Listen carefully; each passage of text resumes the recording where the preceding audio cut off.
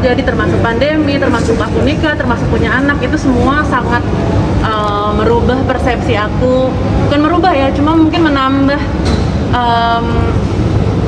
kekayaan aku di dalam berperasaan, di dalam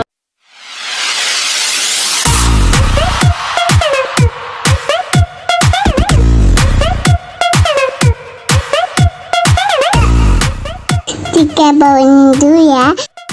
Ada. romantisme tuh udah berubah gitu, udah bukan sekedar makanya aku nulis tak selalu berbunga-bunga, bukan sekedar dikasih bunga atau apa gitu, tapi benar-benar yang kecil-kecil tapi yang konstan, yang sehari-hari kayak gitu. Jadi aku tuangkan ke lagu Cinta Sederhana ini karena ya kadang-kadang kan kalau misalkan di seni atau di di showbiz gitu kan kayak semua harus big, harus show gitu, kayak di Instagram tuh harus yang sempurna banget gitu, tapi sebenarnya enggak gitu. Sesuatu yang sederhana itu justru lebih matter dibandingin sesuatu yang besar tapi sekali-sekali doang. Kayak support mungkin dari kakak sendiri kepada kayak yang di album ini yang supportnya dengan cara ya pasti nyemangatin setiap aku rekaman, terus setiap aku pulang juga selalu dia jadi orang yang pertama denger lagu yang barusan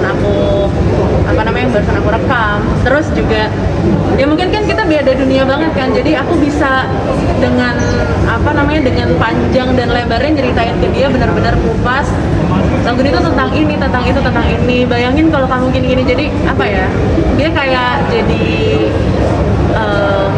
tempat latihan aku buat ngebahas lagu gitu. Jadi itu nyenengin banget sih buat aku. Dan kalau misalkan aku lagi studio atau apa, nggak pernah nanyain kayak ini kapan pulangnya, kok lama sih rekamannya kayak gini-gini. Menurut aku itu penting banget karena itu kan nggak rusak mood banget ya, kayak kita rekaman belum selesai disuruh pulang gitu.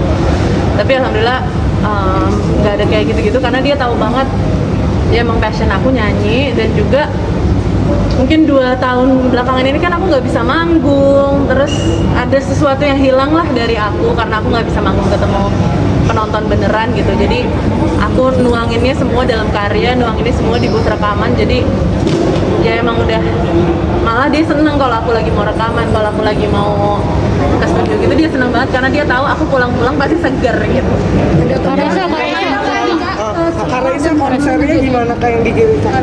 Kenapa? Konser yang di GBK gimana jadinya? Apakah bisa realisasi tahun ini apa?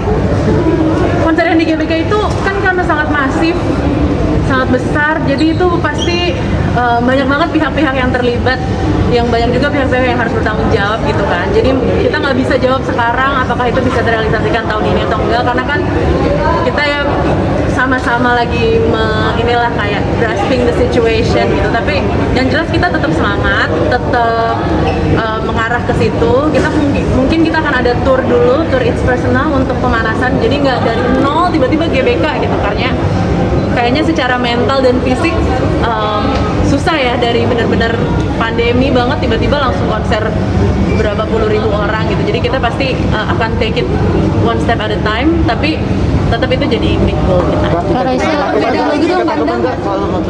Mungkin kan dulu sebelum menikah yang handmade lah, terus sekarang yang udah menikah, ada perbedaan nggak sih untuk kayak sama ya albumnya gitu? Sudut pandangnya beda banget karena banyak banget yang udah terjadi di dalam kehidupan kita semua ya. Kita kan bareng-bareng juga ya pada saat itu, mungkin ada Mas dan Mbak juga.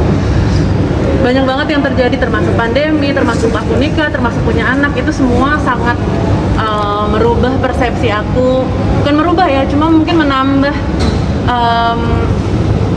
kekayaan aku di dalam berperasaan, di dalam menuliskan lagu, menulis lirik, terus menambah rasa percaya diri aku untuk menyampaikan hasil-hasil karya aku gitu. Jadi banyak banget sih, mulai dari lagu Teristimewa, terus ada Jangan Cepat Berlalu, sekarang Cinta Sederhana. Itu semua lagu-lagu yang gak akan mungkin aku bisa nulis kalau aku masih ada di fase handmade atau apalagi sebelumnya gitu. Jadi sangat-sangat berbeda gitu. Kalau bagi teman-teman yang suka suka membaca lirik atau suka mencari pengertian lirik-lirik, pasti kerasa banget sih perbedaannya lebih di situ. Kalau kita mungkin kakak suka motor MotoGP, datang 2018 di Malaysia. Ada MotoGP di Indonesia, gimana tanggapannya Kak Raisa? Aku nggak terlalu tahu sih, nggak terlalu tahu. Terima kasih banyak Makasih ya, Kak. udah datang. Apa yang akhirnya membuat Kak Raisa sekarang tuh lebih terbuka gitu di LGBT? Apakah hal yang tadi sudah soal LGBT itu? Kenapa aku lebih terbuka sekarang? Karena aku merasa udah secure dan nggak terlalu banyak yang harus ditutup-tutupi. Emang aku orang yang lumayan private, cuma aku ngerasa ya kalau misalkan Mbak nanya aku tentang lagu apa aja, aku pede gitu loh untuk ngejawabnya, karena nggak akan oh ini lagi deket sama si ini sih, lagi deket sama itu, kayak gitu loh. Dulu kan mungkin masih banyak insecure tentang itu atau ngerasa ini pribadi banget atau apa gitu. Kalau sekarang mungkin bentuk cinta yang aku tulis juga udah beda kan dari yang dulu gitu, sehingga aku dengan senang hati ngebahasnya. Terus aku semakin mencari lagi orang-orang yang punya pemahaman yang sama sama aku atau punya pemahaman beda tentang lagu-lagu aku kayak gitu. Jadi itu sih alasannya. Harapannya untuk dunia musik Dan kakak apa yang ingin di nextnya apa gitu yang Terakhir ya. Harapannya sih semoga industri musik Indonesia terutama ya pertunjukan, konser-konser kayak gitu semoga udah bisa lebih aman, bisa berjalan.